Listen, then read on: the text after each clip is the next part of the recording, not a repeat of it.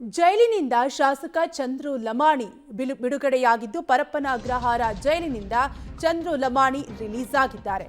ನಿನ್ನೆ ಜನಪ್ರತಿನಿಧಿ ನ್ಯಾಯಾಲಯ ಚಂದ್ರು ಲಮಾಣಿಗೆ ಜಾಮೀನನ್ನ ನೀಡಿತ್ತು. ಕಮಿಷನ್ ಪಡೆಯುವಾಗ ಲೋಕಾಬಲೆಗೆ ಶಾಸಕರು ಬಿದ್ದಿದ್ದು 15 ದಿನದಿಂದ ಪರಪ್ಪನ ಅಗ್ರಹಾರ ಜೈಲಿನಲ್ಲಿ ಜೈಲುವಾಸವನ್ನ ಅನುಭವಿಸಿದ್ರು.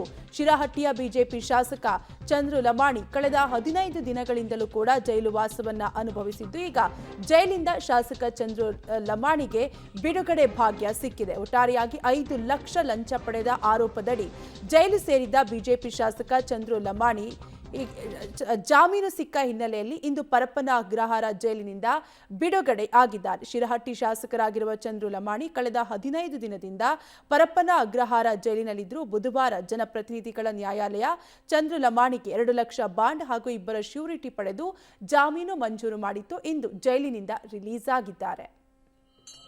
ಘಟನೆ ರಾಜಕೀಯ ಷಡ್ಯಂತ್ರದಿಂದ ಆಗಿರುವಂಥದ್ದು. ಅವತ್ತಿನ ದಿನ ನಾನು ಪೇಷಂಟನ್ನು ಪರೀಕ್ಷೆ ಮಾಡುವಂಥ ಸಮಯದಲ್ಲಿ ಲೋಕಾಯುಕ್ತರು ಬಂದು ದಿಢೀರವಾಗಿ ಅರೆಸ್ಟ್ ಮಾಡಿರುವಂಥದ್ದು. ಹಾಗಾಗಿ ಈ ಪ್ರಕರಣ ನ್ಯಾಯಾಲಯದಲ್ಲಿ ಇರೋದ್ರಿಂದ ಮುಂದಿನ ದಿನಮಾನದಲ್ಲಿ ಇದೇನು ಷಡ್ಯಂತ್ರ ಮಾಡಿದ್ರು ಅದರ ಬಗ್ಗೆ ಸಮಯನೇ ಉತ್ತರ ಕೊಡ್ತದೆ. ಘಟನೆ